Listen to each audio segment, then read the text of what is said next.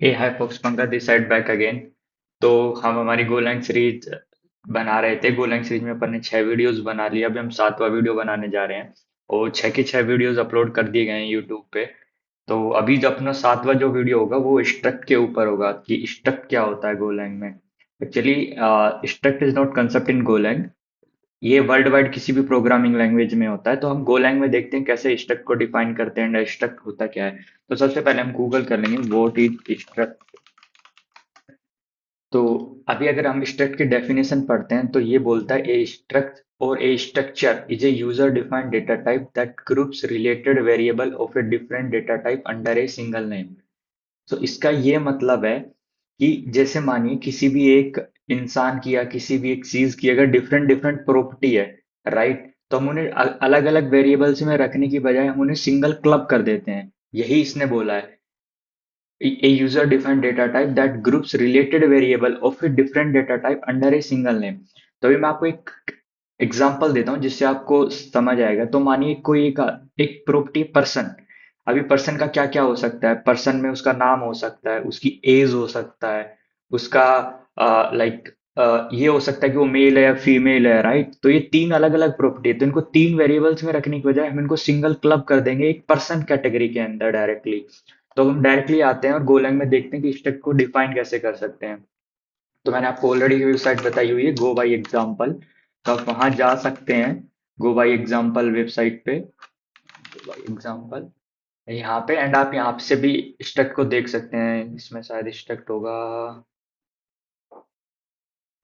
ये रहा struct. But हम सीधा अपने कोड एडिटर में जाएंगे एंड वहां पे देखते हैं। तो हम एक डायरेक्टरी बनाएंगे स्ट्रक्ट के अंदर जाएंगे एंड देन यहाँ पे एक गोलैंग की go mode init struct reading and यहाँ पे एक मेन डॉट गो फाइल बना लेंगे। इसका एक कोड कॉपी करेंगे एंड स्क्रिप्ट के अंदर पेस्ट कर देंगे।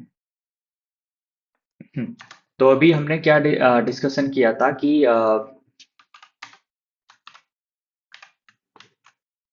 एक वेरिएबल होगा जिसके अंदर मतलब एक सिंगल चीज होगी। लाइक जो हमने इसमें डेफिनेशन में देखी थी, एक सिंगल नेम होगा, उसके अंदर डिफरेंट डिफरेंट वेरिएबल होंगे, राइट। तो मैं क्या करूंगा, मैं एक single name.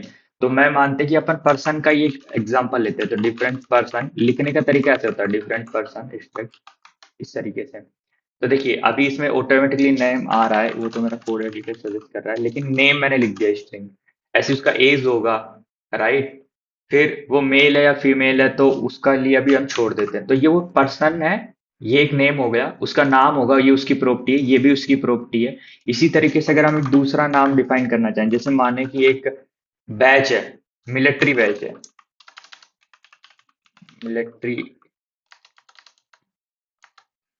Military struct batch.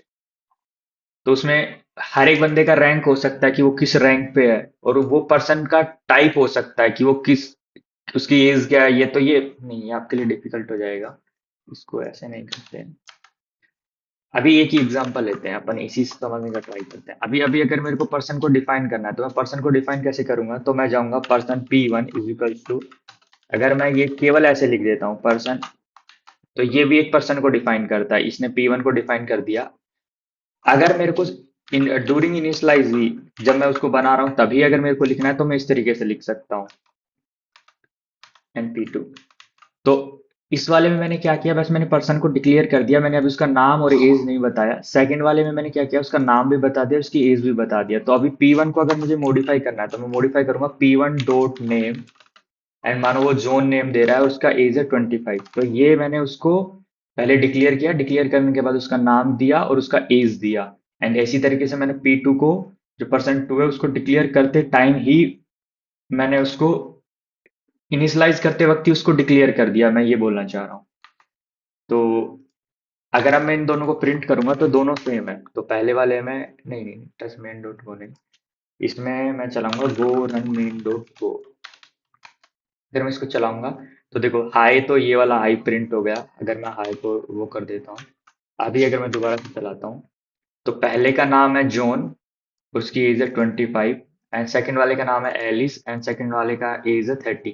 अगर मुझे इसको दोबारा मॉडिफाई करना है, मान लीजिए मुझे %2 के नाम को चेंज करना है, तो p2.name से अगर मुझे चेंज करना है तो मैं उसको कर सकता हूँ। अभी मैंने एलिस के हटा के मैंने उसका नाम रख दिया पंकज, तो मैं दोबारा चलाऊंगा तो वो वेरिएबल मॉडिफाई हो जाएगा पंकज 30। तो हाँ, बेसिकली यही स्ट्रक्ट होता है कि डिफरेंट डिफरेंट चीजों को रखने के लिए हम एक सिंगल नेम के अंदर क्लब कर देते हैं। तो अब ये अपने एल्गो ट्रेडिंग में कैसे काम आएगा, तो मैं आपको एक रियल एग्जांपल दिखा देता हूँ डायरेक्टली। तो आपको पता लग जाएगा कि ये अपन कैसे यूज करने वाले हैं। तो जैसे न्यू रोलिंग रोलिंग शेड्यूल में जाते हैं।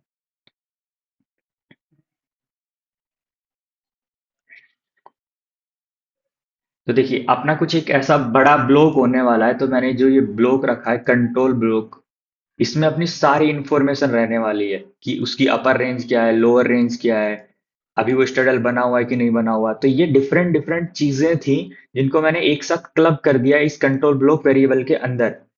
ये टाइप है, नॉट वेरिएबल एक्चुअली।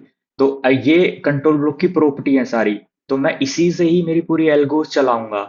मतलब जब भी मुझे कुछ मॉडिफाई करना होगा तो मैं इस एक कंट्रोल ब्लॉक में जाऊंगा, अगर मुझे उसका अपर रेंज मॉडिफाई करना है तो मैं कंट्रोल ब्लॉक डॉट, मतलब जो भी वेरिएबल होगा डॉट अपर रेंज, तो मैं उसकी अपर रेंज मॉडिफाई कर पाऊंगा। तो इसलिए हमें स्टेप सीखना जरूरी था। सो या इन this video that's all. And अगर आपने पुराने वीडियो नहीं देखे हैं गोलैंग सीरीज के, तो आप पहले वो देख लीजिएगा, क्योंकि हम धीरे धीरे, ये सब बेसिक चीजें हैं गोलैंग की, not that much of detail, नहीं that much of deep, but in detail में सब कुछ बना रहा हूँ सो दैट कि आपको समझने में इजी हो। सो या that's all in this video. Take care till then, bye bye, take care.